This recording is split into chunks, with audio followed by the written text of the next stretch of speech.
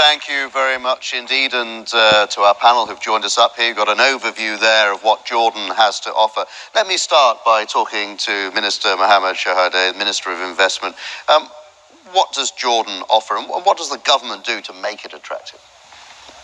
Jonathan, mic working? Yeah.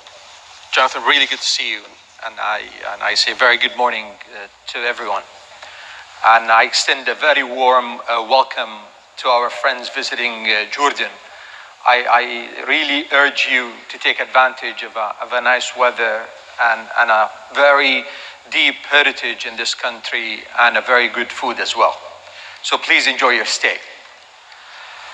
To answer your question, I would think of a diagram probably, and that diagram would be a triangle. If I talk about the first edge or the first angle would be our strategy. And that strategy that has been built on win-to-win basis, that strategy built on the underlying asset of this country, which is human capital and its location. Second angle would be talking about reform and legislative structure. And a third angle would be our product. What do we offer? And I'll go back to my first angle, and I'll be very brief and direct.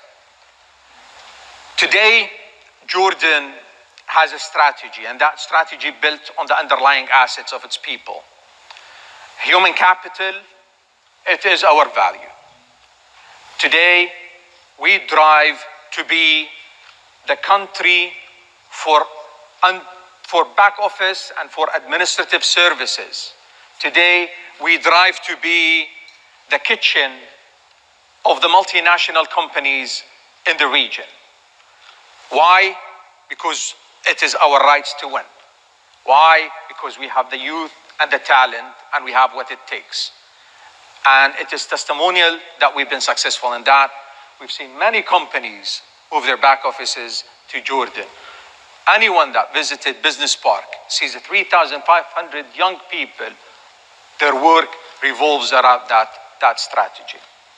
Needless to name, big companies such as Microsoft, when they have five world-class support centers, Jordan is one of them. Also, needless to say that Under Armour just opened their logistical back office connection hub in Jordan last week, and many others. So this is one strategy that it is, or one pillar of a strategy that's built on our strength, and it's built on a proposition Jordan has. Second, also, when we think of our location, it's important to understand that we enjoy the location that connects the world. It's not only that, we have free trade agreements with the world that we can be, and we are, in some sectors, the gateway to the United States, Canada, and Arab world. As His Majesty said yesterday, Jordan is not 10 million market, it's a 1 billion market, 350 million of them around this region.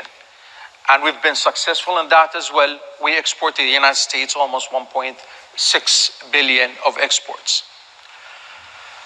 Third strategy, or third pillar of our strategy, and it is important to understand that one day people will get tired of killing each other, and the dust will settle, and the rebuilding will start. And in order for us to take advantage of that, because we're geographically close to the trouble, we have a logistical / development zone are being developed with a great incentive, as you've seen on the video. That incentive does not provide for a period of time, it provides for as long as you stay. So the rebuilding process of Syria, Iraq, we see that as a great opportunity for businesses to come and set up shop in Jordan. In order for us to provide to the businesses exist in Jordan, we are working to expand our distribution to Africa. and a massive effort has been taking place. So in brief, this is the edge number one, revolves around the following, or the strategies that I alluded to. Second, I would say, in order for you to create a business, you have to have a proper environment for it. And we're serious about creating that environment. When I look back at 2017, I counted more than 10 laws or 10 amendments of existing laws that can actually touch and help creating a better environment for economy. Example of that, the most recent bankruptcy law has been approved. We promised people with an easy landing.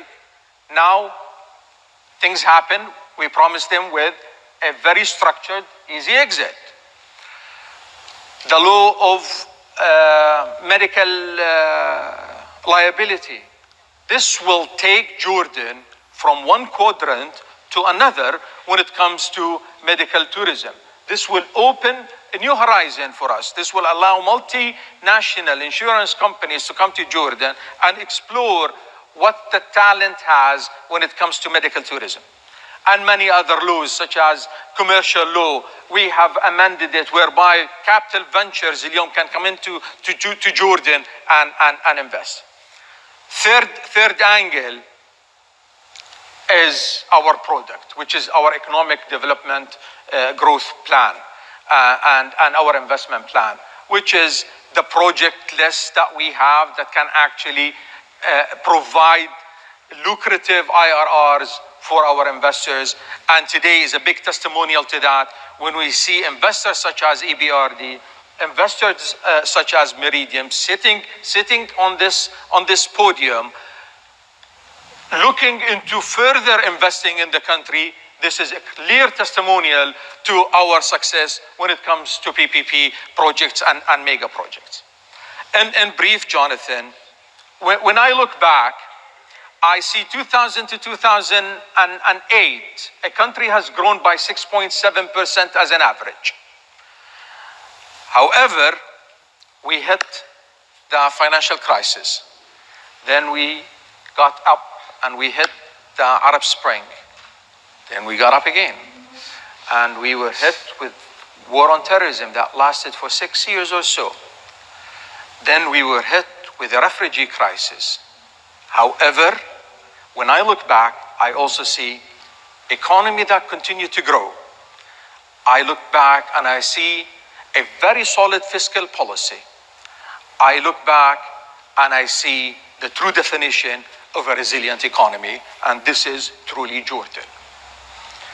When I look forward, I see commitment, I see potential, I see lists of projects, I see success. Therefore, I invite everyone in this room to take a look at that opportunity and to invest in Jordan, not only because we have been successful in our partnerships and the projects yield proper IRRs. When you invest in Jordan, you actually also light a candle in a very troubled region. So it's a double whammy. You create a better world and you create a better investment. And Jordan invites you to do that. Minister, thank you very much indeed. Thank you, Minister. I always think of Jordan as a bit like a